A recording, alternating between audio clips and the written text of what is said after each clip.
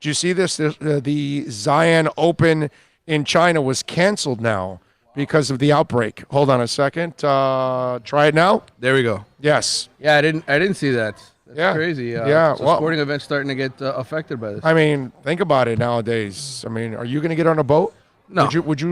If you had a cruise going on in the next 6 months, would you be canceling it? It's funny that you mentioned that. My brother took a cruise. He's on a 16-day cruise right now from Miami to Los Angeles.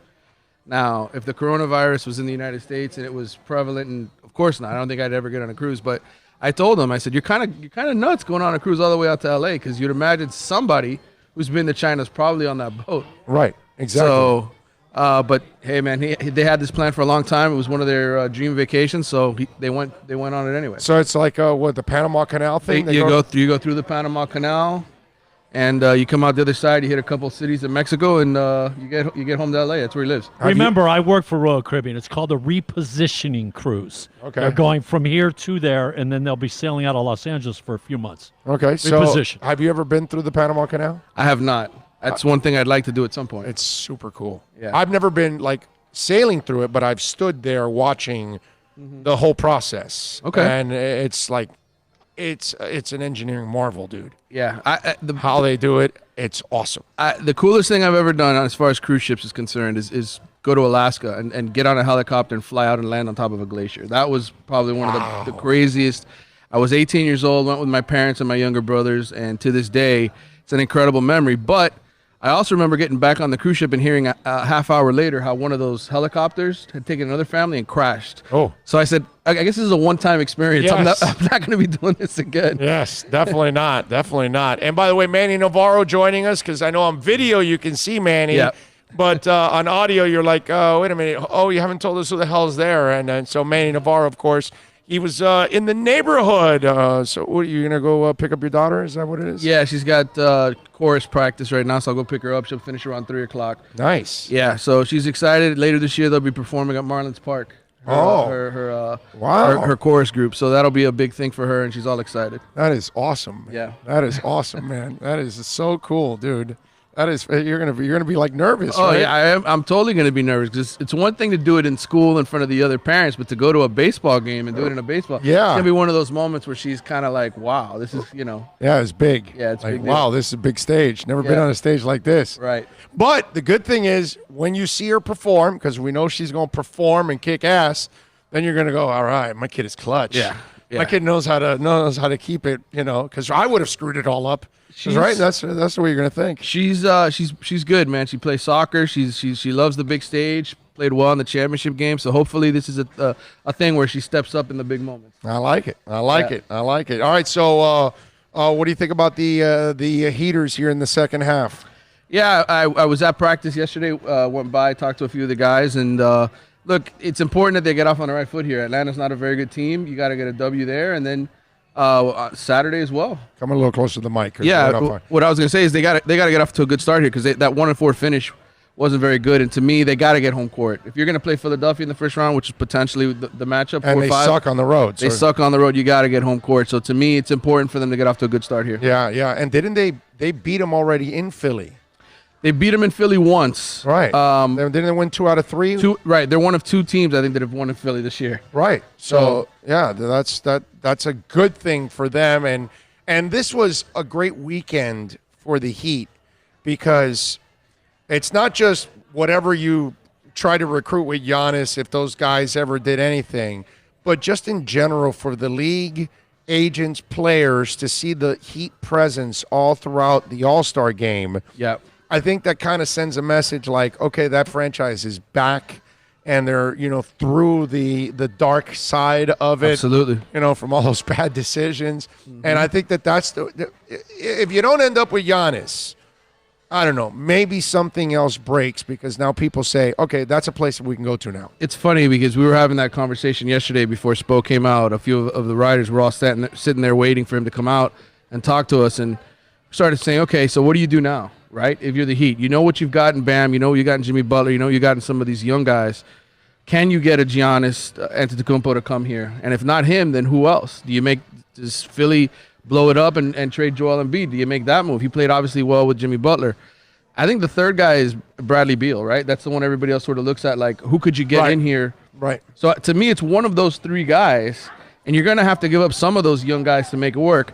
Either way, being on the big stage and showing off all that young talent that you have is great, because now the Heat is in the mix again. Free agents are noticing, hey, not only has Jimmy Butler gone there and done great things, but look at all the young guys they've developed. These guys that weren't even drafted, like a Derrick Jones Jr., who basically remade their entire career. So to me, yes, it was pivotal for the Heat to sort of send that message. And now in the second half, if they can win a series against Philly and somehow pull off a miracle against Milwaukee, that great Milwaukee team, and Giannis, then if I'm Giannis, I'm like, who do I want to go play with? Right. Well, okay, so let me ask you this question. Is it better for the Heat?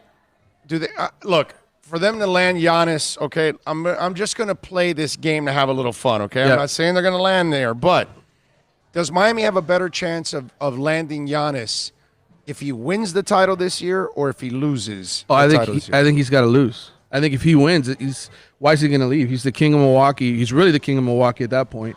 And to me, I think he invests himself fully to what they're doing. And they go out and they probably attract guys because he can prove he can win a championship, really, with Chris Middleton and a pretty good supporting cast, but no other superstars, right? No, no. He's a one-man show, really, with a good supporting Middleton's cast. a borderline all-star. Right. So, borderline. So to me, at that point, if he wins a championship this year, I don't think he leaves Milwaukee.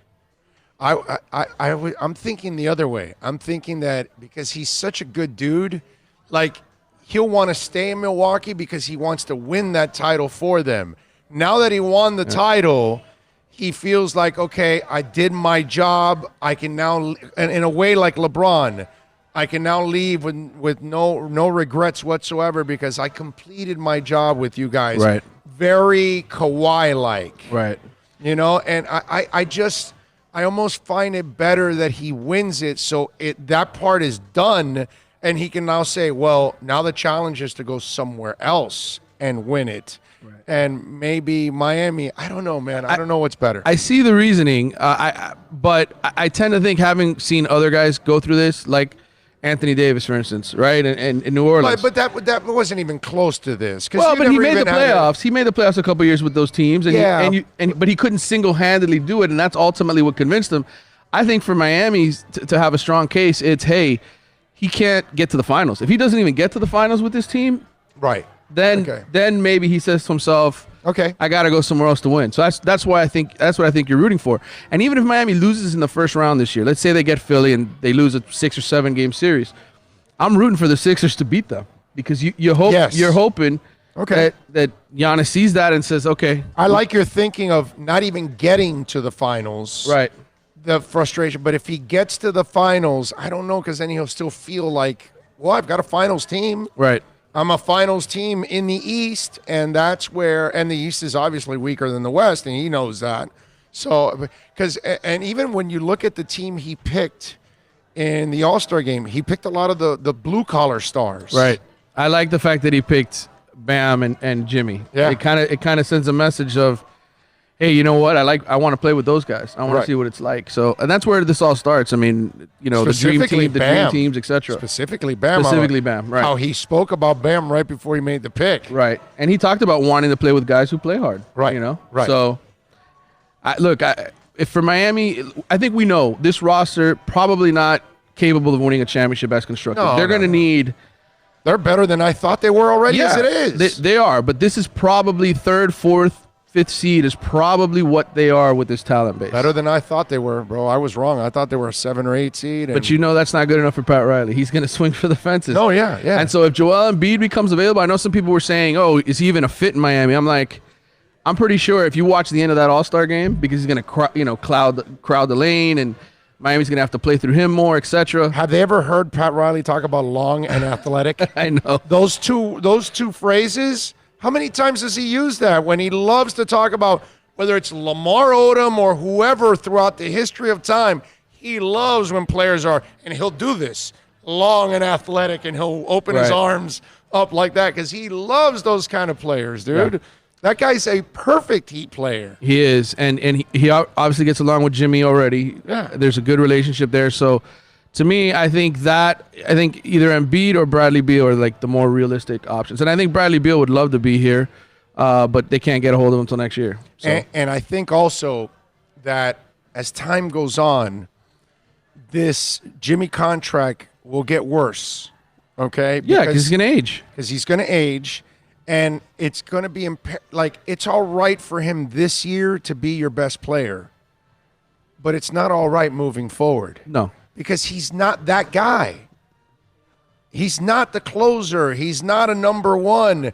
And you almost really want Bam to continue to grow and kind of become that guy that next year the team feeds off of him completely, including Jimmy. Jimmy's done a great job of helping develop the rest of the roster.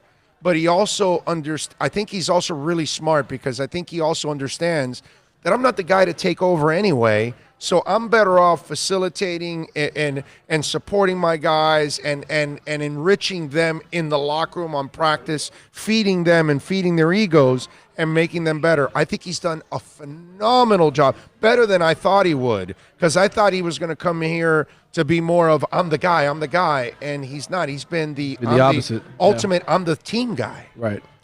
The interesting thing is I'm hearing you talk about Jimmy, and we know eventually, like you said, he's going to get older. I'm thinking to myself, what's the ceiling for Bam? Is it becoming Giannis? Well, when you see him hit that three in the skills competition, right, you start saying, dude, you add that to your game, it's over, because he's handling the ball. Right. He's dribbling, he's passing, he's blocking, he's stealing, he's scoring. There's nothing he can't do. Right. And we've all seen his stroke is beautiful. It's a real shooter's stroke. Right. So then all you got to do now is develop that stroke. And there's one thing that this franchise has done is that even if you're a mediocre shooter, they'll get the best out of that mediocre shooter. Absolutely. And he's not a mediocre shooter. He's becoming a better and better shooter. That's what I think because if he becomes a three-point shooter, doggy, then he becomes a superstar, not just an all-star. Right. And that's the next level, and developing that offensive game and becoming a guy who you can go to for a basket at the end of the game when the game is on the line. Can he create his own shot? Can he get to the foul line? Can he do all the things that a complete player does? He can already make big guys look silly. Yep. And he does moves on guys that he leaves them because he's a quick twitch big guy. Yep. You know, it's really hard to find guys that are like that athletic. And again, kudos to the Heat, having the foresight of saying, okay, that guy will develop into a player. You go back to that draft and you see the guys who were taken, Donovan Mitchell right before him, and then Tatum, I think, third. Everybody else in that draft has kind of been, Right. So if you do that redraft, I mean, for sure, Bam Adebayo goes second or third. Right. If you did a redraft. So the Heat did a great job there. And look, they've turned Justice Winslow into something positive by getting some veteran guys in here to help the growth process this year. So to me, I think Pat's made a bunch of great moves here. No, he made up for all the bad moves he made the last 3 years. The last 3 years where he lost his mind and he wasn't even thinking like Pat.